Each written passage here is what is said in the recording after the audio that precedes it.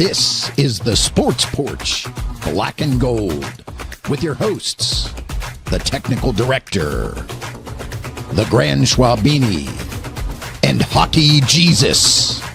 Come on, Pittsburgh. Let's show a little Steelers, Penguins, and Pirates love. The Sports Porch Black and Gold starts now.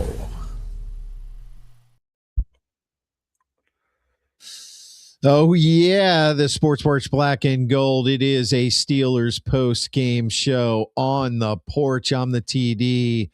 That's Hockey Jesus. Victory! That is the Grand Schwabini. It's a little dark there, Grand Schwabini. Does Amy not like the lights on or something and when it's after 11 o'clock? Why don't you just stick to the show? I mean, oh, for God's sake. Let's go, baby. I'm trying to have some banter. All right. I tried to tell you guys earlier that the Steelers were going to do this. I almost picked the score perfectly, but I was off by about 4 points. Yes. So if you haven't already subscribed on YouTube, please do. Hit the notifications button. You'll know when we're live. You can always hit us up at ojsportsporch@gmail.com. I will drop this show into a podcast as always. Steelers, they win. Total dominance tonight, fellas. 28-15. Let's get our first thoughts on this game. 28-15. Steelers are now 8-6 and in command in the division. What are your first thoughts there, Grand Schwabini, on this win? Good win.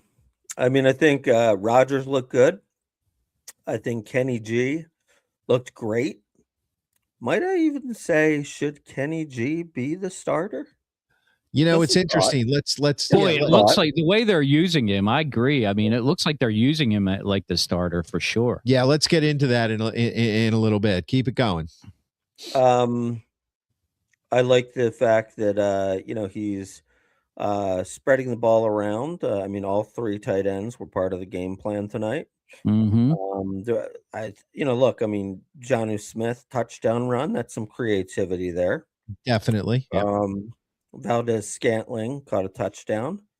That's good. I love the DK Metcalf touchdown, just pushing people away. Really, just offensively, maybe outside the first quarter and a half. Offensively, very good. And defensively, they played very well too. They actually stopped the run tonight, which had been something they hadn't been doing. Yeah, 63 yards rushing for Miami, and they did it without T.J. Watt. And everybody was worried. Yep. So look, I mean, all around, really good performance. And to be honest, looking at the schedules, I mean, the Steelers definitely have a much more favorable schedule than the Ravens do. So I think they're looking pretty good here. I mean, I'd be surprised if they don't take this division and make the playoffs. Yeah, I don't. It's funny. I'm kind of surprised at the at the direction this victory went in. Slow first quarter. Slow first half. My God, that first half was brutal. Yeah, but when you look back on it from an offensive standpoint, Rodgers was getting the ball out of his hands. He had 224 yards passing, so the under 255. Mark got that one, by the way. We had 255 over under for Rodgers. HJ and I did the over. So anyway, I had the one that counts, the final score. Yeah, so, we'll talk about that. Screw you with the other stuff. So yeah, absolutely. Threw two touchdowns, didn't make any mistakes. He was sacked a few times, but his rating was 126 for all intents and purposes. Great game by Rodgers. He was in command of the offense. Gainwell, 13 carries for 80 yards. With a 38-yard long, which was as long as I believe Najee Harris's longest run as a Steeler ever was. Anyway, 6.2 yards average. I mean, yeah, I mentioned it during the game, exactly what you said. HJ and I were watching this in the studio here in Monroeville, and the Grand Schwabini, after joining us for the earlier show tonight, went back up to Fox Chapel and watch the game up there. I just wanted to feel safer. Yeah, and I know I still have being in Monroeville. Well, I still have to get safer. home, so there's that. Yeah, you should feel safer. I'll grant you that. But yeah, I did mention it during the game to HJ. I said, is it me or does it seem like they're leaning towards Kenneth Gainwell as their number one back? But they, 12 carries for Warren and 13 for Gainwell. So that's a 50-50 split. Yeah. You know what I think it is, to be honest? I just think Jalen Warren is always hurt. I mean, even in the game tonight, I mean, he was ill. He was sick. So, I mean, they go to Gainwell more. It just, it just seems like whatever happens, like, Jalen gets nicked up, whether it's, an ankle or concussion or, just seems to find him for some reason. They're not afraid to go to Gainwell. I mean, it doesn't really matter to them if Warren does get hurt. They're perfectly comfortable with putting Gainwell in whatever they're doing. He works probably better because he can catch the hell out of the ball. So yeah, I think Rodgers really likes him as the safety valve. Yeah, for sure. It's obvious. Maybe too much, but I agree with you tonight, Mark, that they really worked in the tight ends well. Something we've been asking to see for a very long time. Yes, we have. And it was nice. It was nice to see for a change. They kind of got away from the second wide receiver, which makes sense because they don't have one, and they started using the tight ends. Even Washington got his, obligatory let's run some people over catch, even though he also had his obligatory I can't catch the ball catch. Right. I know. That's just the way it works with you. Right. Yeah. Well, I mean, it was the whole tight end thing. I did enjoy that. They did spread the ball around a lot. So, you've got Metcalf with 3, Gainwell with 7, Freiermuth, Washington with 3, Warren with 3, Valdez-Scantling had the touchdown, Jonnu Smith had 2, Thielen had 1, Calvin Austin had none. So you can see what we've been talking about in this number 2 receiver position, and the fact that they brought in, they elevated MVS and they brought in Thielen last week. I guarantee you, they're not talking about this, but Rodgers had a hand in all of that. He had a hand in all of that. There's no doubt about it. There was something material that you could see 2 games ago where you could tell, even though he's playing the part the right way, you could tell he was frustrated, like not just with the offense itself, but the performance of the receivers on the field. He was yelling at everybody. And I said they need some sort of veteran presence back there that understands Rodgers and the way he plays the game. And they got Thielen and they got MVS. And now all of a sudden Metcalf is not doubled the whole time. What's up, the sports? What's up, TSP? Everybody take it easy. An expected win. Let's not suck each other's something yet. Toes. Well, you got me. We will not be sucking any toes tonight. This is a live show. Absolutely.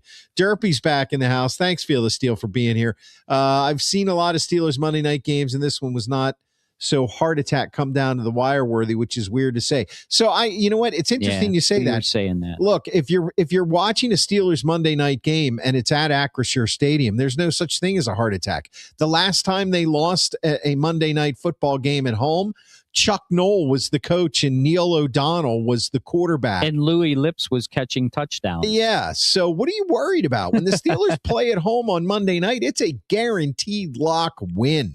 You heard it here. It was nice to have one that we didn't have to stress out about. That is true. We were stressing out a little bit in the first half. I think everybody was, right? I mean, 3-0 wasn't too much of a stress. When they scored that touchdown, which took them Well, what was it? It was like 20. Well, didn't it was like 20. It Go was over almost the place. Go over the place. Steve here did something very interesting. It was almost like 20. It was like a 20 play drive that they 22 had. play drive that took 6 minutes or something like 22 to go 38 plays, yards. No, 22 plays to go 60 yards. There it is. Yeah. But the time they had the ball before that, they had 15 plays for 39 yards. I mean, so it looked like we were up Schitt's Creek. Like this is going to be but here's the thing. What I noticed is there did seem to be, and it took a little while to recognize it, there did seem to be a game plan here. And that game plan was easy. It was easy. Everybody's been talking about the Steelers. They can't stop the run. The Dolphins, the only thing that we were worried about was they were going to run the ball. And they're a good running team, and Tua in the cold, not an effective passer. mm-hmm. So how are we going to stop the run? Now TJ Watt is out. Now Harmon is not playing, even though we thought he was going to. So now what's going to happen? How are they going to stop the run? Well, we're going to have a 15-play, 39-yard drive. We're going to have a 22-play, 60-yard drive. We're going to take small chunks of the field and keep the ball in bounds. It's the old keep the ball out of their hands strategy. And it worked. The time of possession at one point was 30 minutes to 17 minutes in the Steelers' favor. Yep. So they did have a game plan. It's just... And they executed on it, actually. Yeah. This was pretty much, I think, mistake-free football on the offensive side of the ball. Not as glitzy and glamorous as what we'd like to see, but all of those things that we talked about, working the tight ends a little more, running the ball better, the defense with Ramsey coming in for that sack that he got, a little bit more creativity.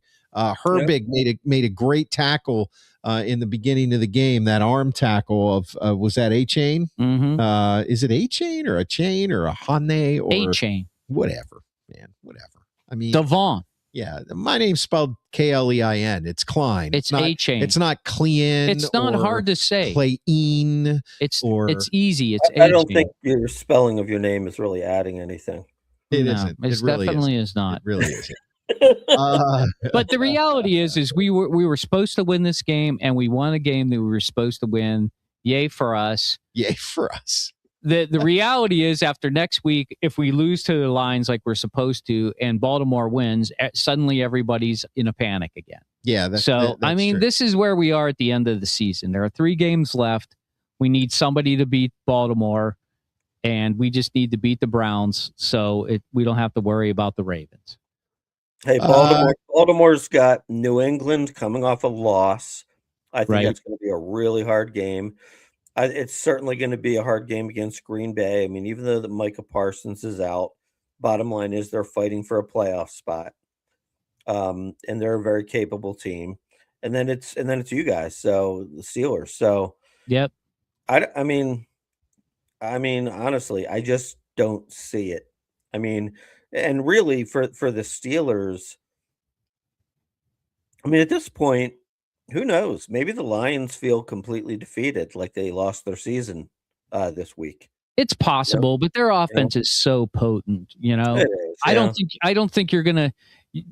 Detroit doesn't rely on like 12 play drives to score a touchdown. They can throw it deep and it's a touchdown. I mean, that's the problem. They could give it to Jamar Gibbs and he's gone. He's much better than A-Chain. So. Mm-hmm. I don't know. I don't have a lot of hope because clearly Detroit has to win. We have to win, but it's not an absolute have to win. You know what I mean? There's some flex in there. And I don't know when the Ravens play. They may play at 1:00. So the Steelers might even know if the Ravens have lost. You know what I mean? Because they're playing that 4:30 game at Detroit. 425, but so we'll see what happens. I think it's a good win. You got to feel good about this. The way the defense dominated, the way the offense held on the ball, there were no mistakes. There was only the one turnover early, that the bad pass by Tua. You're talking next Sunday. The Ravens play Sunday night against New England. Okay, so there you go. So they're not going to know what happens So Hey, the Ravens are going to know what the Steelers did, though. Hey, So just that a could be an little advantage to Baltimore. little question for you guys though. Something happened in this game, and I was like, should that be allowed to happen? Now it was in favor of the Steelers, so no problems there. But are you telling me that replay assist Mm. can call a penalty? I mean, Yeah. they can't call a penalty on like pass interference, can they? I don't know. Maybe that's It's considered. a good question, but I Yeah. think it's replay assist can be for anything that's obvious. Mhm. Like, for example, the first down that the Steelers didn't get, that although they said they got it. Remind It me was of the play. It was Remind me of the obvious. play. It was when they threw the ball deep to MVS real quick, and everybody's like, "Oh man, he held him." But the reason they did 12 it yards on the 12 men on the field. the reason they did it real quick was because Rodgers recognized that there were 12 men on the field, And that's what he was. and that's why he was up in arms. He wasn't up in arms over the holding or the illegal contact downfield.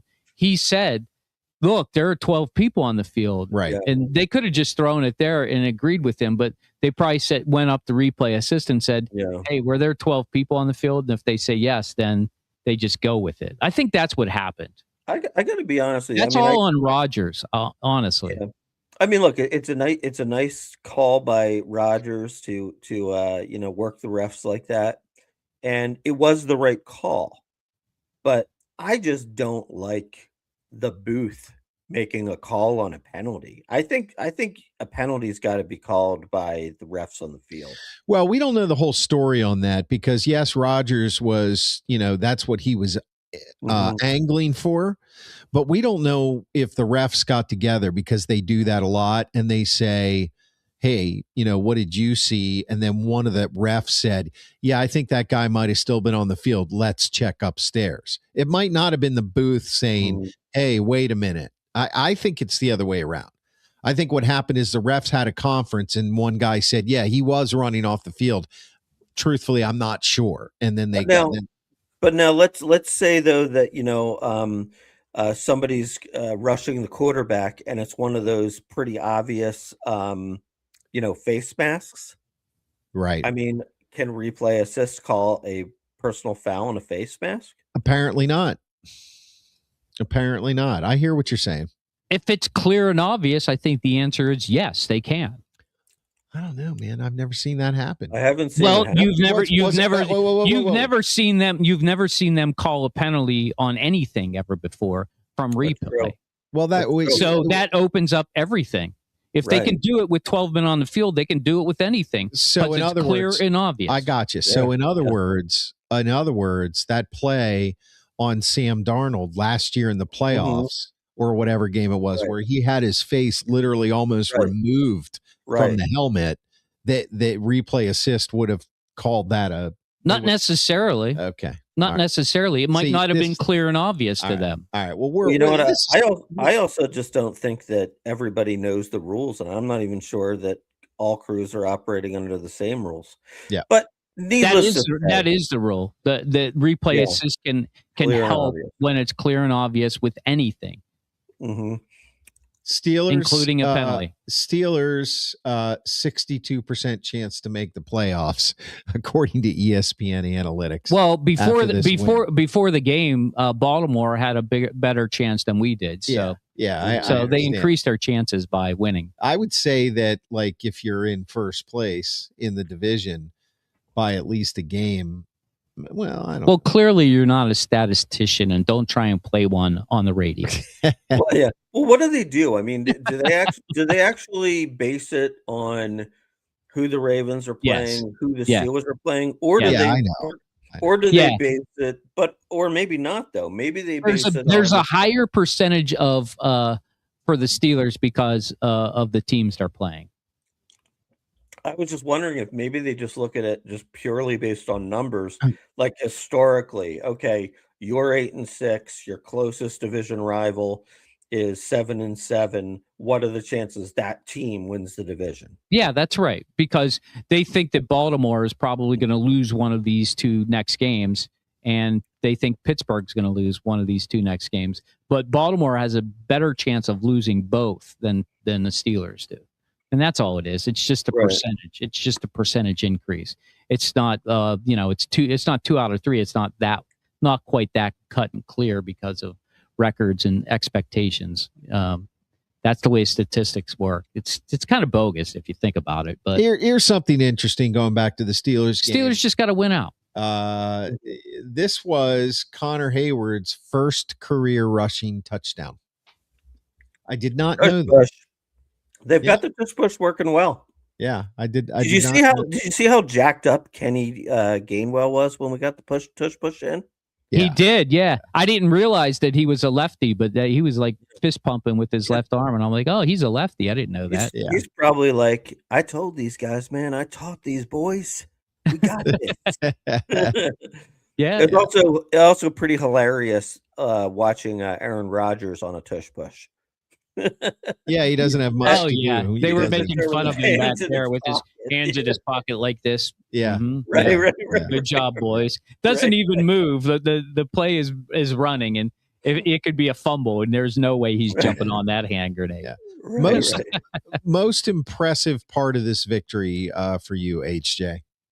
I would say it was the way they executed the plan. I think the Steelers always have a plan in mind, but it never seems like it makes any sense because either the offense or the defense aren't executing. I think the offense executed it well in the second half, and the defense held in the first half to allow the offense to make the changes to make it happen.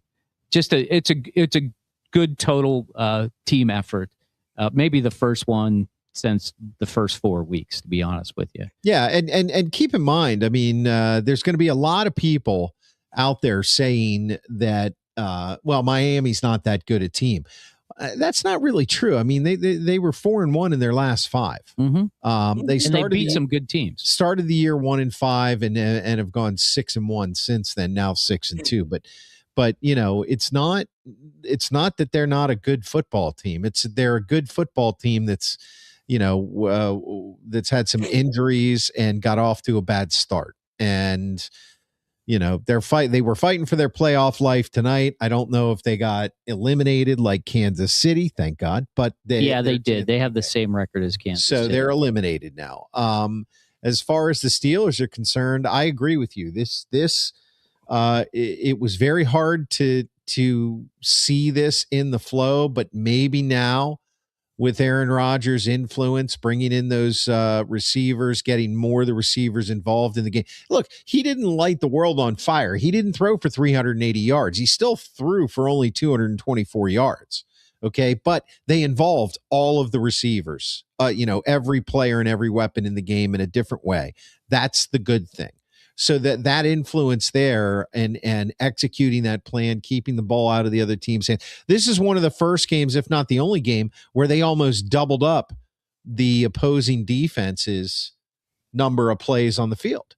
And they were last in the NFL. So ball control. Like I said, wasn't glamorous. DK didn't go off like he did the last game, but nonetheless, they won. So the overall defensive game plan, I think, was good as well. I think it was a good effort. I need to see, you know what? I'm going to tell you guys right now, because we don't have another show until next week after the Detroit game. Mm-hmm. So I'm going to tell you right now, I need to see them beat Detroit if I'm going to take them seriously in the playoffs. I need to see them. This is me. I need to see them beat a team that is good. And Detroit's having a bad year. You're not going to take them seriously. Well, I get it. I'm not saying they're going to, but for me, like, this is great. We stacked 2 wins together. It looks like the offense is starting to play football. Maybe the defense, as an earlier comment, there's a lot of Super Bowl and a lot of postseason experience on our defense now. So let's see if they can put the rest of this year together. Schwaber, best thing about this victory for you. Well, because this is something that we never give any credit to, I'll give the coaching staff credit today. I think it was a good plan on both sides of the ball, which pretty much led to just a completely dominating performance. I mean, look, the 15 points were scored. I mean, the 12 points, other than the field goal, were scored when the game was over. True. Um, Right.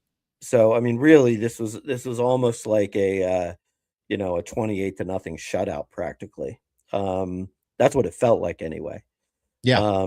So yeah, look, finally the coaches put together a good game plan on both sides of the ball.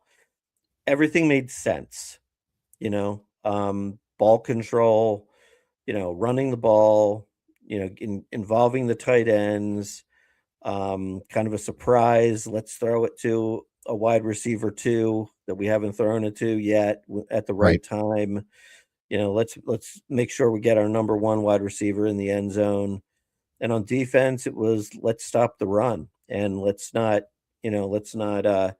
cry because TJ Watt's not available. We've got other players who can play ball. So just pick it up. And I think that other people did step up. And I think that it was a well orchestrated plan. I mean, look, Tua can throw for a lot of yards if the defense allows him to. Yes. And the coverage must have been very good because he was like looking around forever and getting sacked on half of those Yeah. important third downs. It's like I mean, basically the Steelers defense made Tua tonight look like he's not very good. And that's I think more a testament to the defense than it actually is to Tua. I love Feel the Steel's comment. I'm not delusional, fellas. I know what's going to happen. And his avatar here, hang it up, Tomlin, leave now. Hey, listen, it's going to be interesting. I don't think Hines Ward actually said that. No, but there we go. Get off my boy. Everybody else got to step up, not just TJ. Yeah, that's sure. exactly right. And I don't think that. Well, they say winning solves everything, right? They say winning cures all ills on a team, and it'll be interesting to hear sports radio tomorrow and all the callers. Are people jumping back on the Tomlin bandwagon? See, this is why we have Tomlin.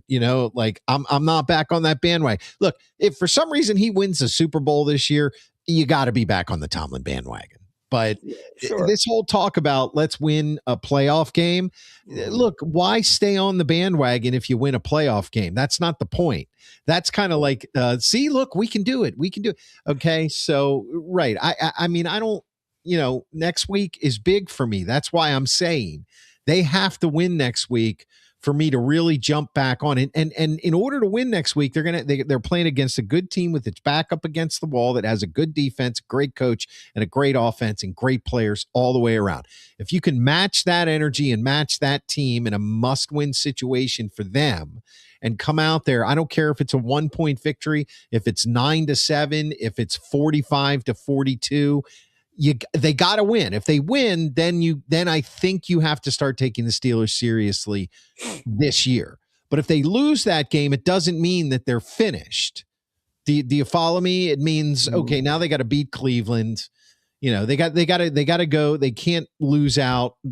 But they need that. They need that victory. They need that. The happy game in Detroit. Is the game in Detroit or is it? Yeah, it is. It is in Detroit. Yeah. Yes, it's going to be hard. It's going to be hard for them. The next two games are on the road, but Aaron Rodgers did play Detroit twice a year for most of his career. The happy path is the Steelers beat Detroit, and then Baltimore loses. Then all they have to do is beat Cleveland, and that game against Baltimore means nothing. Right. Right. And if they beat Detroit, guess what? That's 9 wins. You know what that means? Still intact. Celebration time. That's right, baby. Play cool in the gang because that's what it's going to be. It's going to be a celebration. Yeah, and they're showing a replay on ESPN. This is Rodgers. Is this his touchdown? Yeah, that's the MVS. Yeah, I mean, That's the kind of play that we did not see for years. Yeah, it was misdirection across the middle. Yeah. DK is taking the other guy, and the other guy's not going with him, and it's called a touchdown. It's called experience at the wide receiver position. Yeah, and he had to. In fairness, we should probably be praising the offensive line a little bit. Absolutely, the fourth left tackle on the side, and no sacks from Chubb tonight. I mean, that's pretty impressive from a fourth line starter. Now, if you were from Miami, you'd be like, that's ridiculous. Yeah. So, I mean, good for the offensive line holding it together enough. He was under some duress in the first half, but they got it together. Listen, Miami last won a playoff game in the year 2000. So I feel bad for their fans. I don't feel bad for their fans. They got great uniforms, though. Yeah. I love their uniforms. I don't like their uniforms at all. They're honestly, I mean, look, none of us saw them win with Don Shula. Our entire lives, which is 55 years, they have been losers. Yeah. That's not true. They had a few good years with Duper and Marino. Yeah. But that was it. Well, they went to the Super Bowl. They lost to the Redskins. That was like the early 80s. The first time the Redskins went to the Super Bowl, they beat the Dolphins, and that was kind of the end of their reign as a great team, even though they had Marino. And then with Marino, there were many years where they were in the playoffs and got close, but they could never get back. Mark, here's one for you. The last time the Steelers lost on a Monday night, we were still in college. Yeah, we had 91, baby. 91. How ridiculous is that? And even more ridiculous is the last time they lost on a Monday night was only 2 coaches ago, and we were still in college. And one of those coaches is still coaching. So that's insanity. So ever the traditional whatever. Well, let's wrap this up. I got to go get some damn sleep. That's right. Well, listen, if you're watching us on YouTube, I want to thank you for watching us. If you haven't already, hit the subscribe button at the Sports Podcast on YouTube. Click notifications. You'll know when we're live, which is every Monday at 7 p.m. Eastern time. Hockey Jesus after every single Pens game, he goes live. We go live now after every Steelers game for the post-game stuff, and I drop the podcast. I'm actually going to do that tonight. Drop the podcast right after the show on the iHeartRadio app, Apple Podcasts, Spotify, or anywhere you get your freaking podcasts. So we will be back next Monday. I will be back tomorrow night. So that's right. I know. I'll see Derpy there, and I'll see our buddy MK there too. Yeah. I'm sure those guys will be there. I don't know about Yin's guys in front of me. I will be working tomorrow night. Mm-hmm. Good excuse. Yes. I'll be on about 9:30. All right. Way to go, everybody. Steelers. Good job tonight. Sports Porch Black and Gold. Thanks for watching us again at the Sports Porch Podcast on YouTube. We'll see you. Hockey Jesus will see you tomorrow night, but we'll see you next week. For Hockey Jesus, for the Grand Swabini, I'm the TD. I'm out.